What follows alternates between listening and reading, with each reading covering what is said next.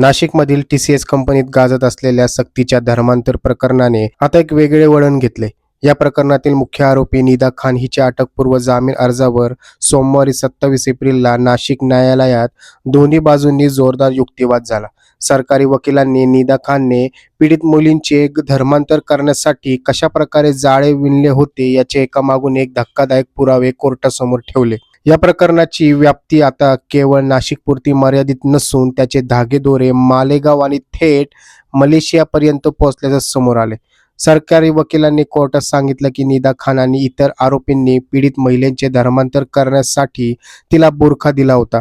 इतकेच नाही तर तिला इस्लाम धर्माची माहिती देण्याची पुस्तके आणि मोबाईलमध्ये धार्मिक शिकवण देणारी ॲप्लिकेशन्स डाउनलोड करून दिली होती. निदा खान पीडितेला तिच्या घरी नेऊन नमाज पठण करण्याचे, हिजाब आणि बुरखा कसा घालावा याचे रीतसर प्रशिक्षण देत होती.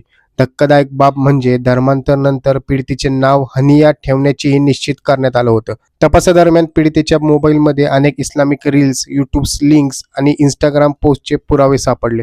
या प्रकरणातील दुसरा आरोपी दानिश शेख याने पीडितेची शैक्षणिक आणि महत्त्वाची कागदपत्रे स्वतःच्या ताब्यात घेतली होती. ही कागदपत्रे मालेगाव येथील एका पार्टीकडे देऊन पीडितेच्या नावात बदल केला जाणार होता. तसेच पीडितेला मलेशिया येथे नोकरीसाठी इम्रान नावाच्या व्यक्तीकडे पाठवण्याची तयारी सुरू होती.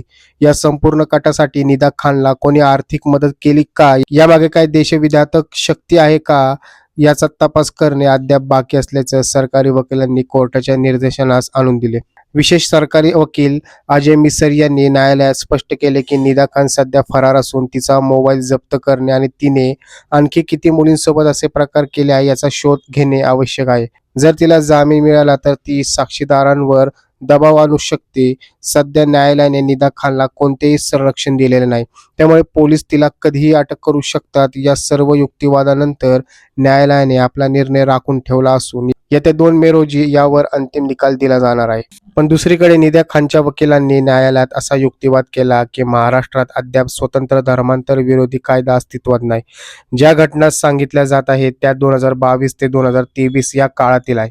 एकाच गुन्ह्यातून इतर तपास केला जाऊ शकतो असे सांगत त्यांनी निदा खानच्या अटकेला विरोध केलाय. केंद्राचा कोणताही धर्मांतर विरोधी कायदा नसल्याने कोणत्या आधारावर ही कारवाई केली जात आहे असा प्रश्नही त्यांनी उपस्थित केलाय. यावर तुमची प्रतिक्रिया काय, तुम्हाला काय वाटतं, आम्हाला कमेंट बॉक्समध्ये नक्की सांगा.